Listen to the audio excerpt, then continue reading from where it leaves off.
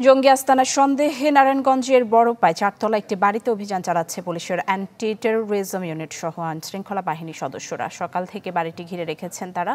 এর মালিক সৌদি প্রবাসী জাকির হোসেন। সিটিটিসি জানায়, গেল ৫ জুন নরসিংদী থেকে এক জঙ্গি এবং পরে কক্সবাজার থেকে আরেকজনকে আটক করা হয়। তাদের দেওয়া তথ্যের ভিত্তিতেই অভিযান চালানো হচ্ছে নারায়ণগঞ্জের ওই বাড়িটিতে।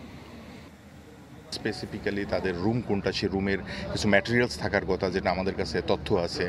কেননা এখানে যে থাকবে সে একজন প্রশিক্ষক এবং সে বোম সংক্রান্ত ব্যাপারে তার একটা এক্সপার্টাইজ রয়েছে বলে আমরা জানি। তো সে প্রিকশনটা রেখেই আমরা মূলত ইভাকুয়েশনটা করতেছি এবং আশেপাশের ইলেকট্রিক লাইন এবং গ্যাস লাইনগুলো হয়তো কিছুক্ষণের মধ্যে আমরা বন্ধ করে দিব এবং আমরা সোয়াট টিম সহ ভিতরে প্রবেশ করে পরবর্তী যে আমাদের আভিযানিক যে কার্যক্রমটা সেটা পরিচালনা করব।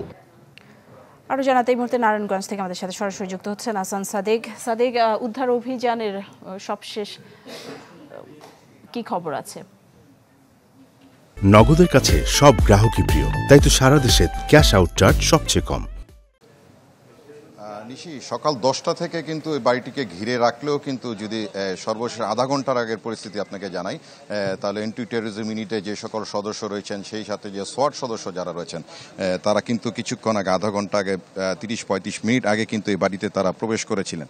এবং তারা যেটি বলেছেন যে আসলে গত মাসের 8-9 তারিখে মূলত আসলে নেত্রকোনাতে একটি অভিযান পরিচালিত হয় এবং অভিযানের সূত্র ধরে কিন্তু তারা কক্সবাজার থেকে গতকাল একজন জঙ্গি সদস্যকে তারা আসলে আটক করেন এবং তার তথ্যের সূত্র ধরেই কিন্তু আজকে তারা এই নারায়ণগঞ্জের বাড়িটিতে তারা অভিযান চালিয়েছেন এবং চারতলা এটি বাড়ি, রূপগঞ্জের বড়পা এলাকায়, এবং এটি মূলত সৌদি প্রবাসী জাকির হোসেনের বাড়ি। এবং চারতলা এই বাড়িটিতে আসলে কোন স্থানতে স্পেসিফিকলি আসলে এই সকল জঙ্গি সদস্য থাকতে পারে বা তাদের পরিকল্পনার একটি অংশ থাকতে পারে, সেটি এখন পর্যন্ত তারা আসলে পরিষ্কার করে এই বিষয়টি তথ্যটি দিতে পারেনি। তবে যেটি তারা জানিয়েছেন যে ইতিমধ্যে আসলে বাড়ির যে বিদ্যুৎ সংযোগ রয়েছে বা গ্যাসের সংযোগ রয়েছে সেটিকে তারা বিচ্ছিন্ন করেছেন এবং সেই সাথে সোয়াট সদস্যরা বাড়ির ভেতরে প্রবেশ করেছেন এবং সেই সাথে স্থানীয় যে পুলিশ রয়েছেন তারাও কিন্তু অংশগ্রহণ করছেন এই আসলে জঙ্গি বাড়িটির ব্যাপারে আসলে সর্বশেষ তথ্য নেওয়ার জন্য।